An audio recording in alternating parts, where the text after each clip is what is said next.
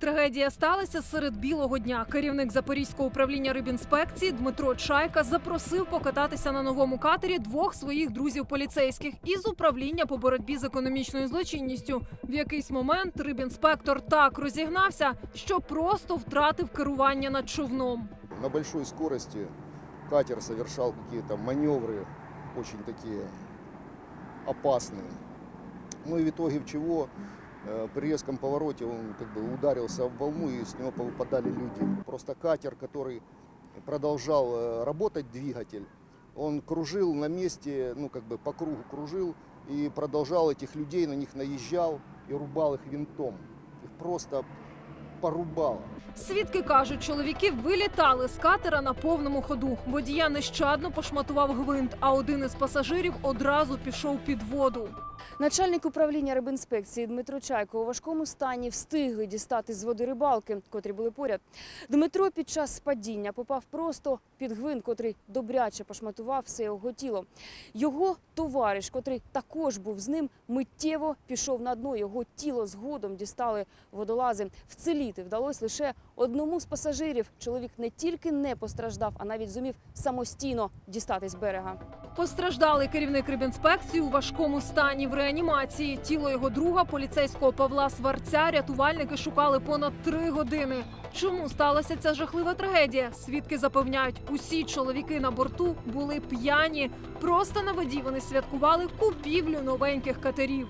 А кому оцей катер Юмс належить? Де пиво, горілка? Люди были выпившие. Были в лодке там, было в лодке там то ли ящик, то ли два ящика там алкоголя, бутылки. На полу в катере были остатки еды, рюмки, посуда. И был еще ящик с алкоголем, похожим на пиво, скажем так, и водка. Поки лікарі намагаються витягти пошматованого рибінспектора з того світу, його друг, якому пощастило вижити, дає пояснення слідчим. У поліції відмовляються щось коментувати. За справу взялася прокуратура. Розпочато кримінальне провадження за статтею 291 Кримінального кодексу України, тобто порушення правил чинних на цьому судні. Власне, розслідування веде прокуратура Запорізької області, слідчий відділ прокуратури області.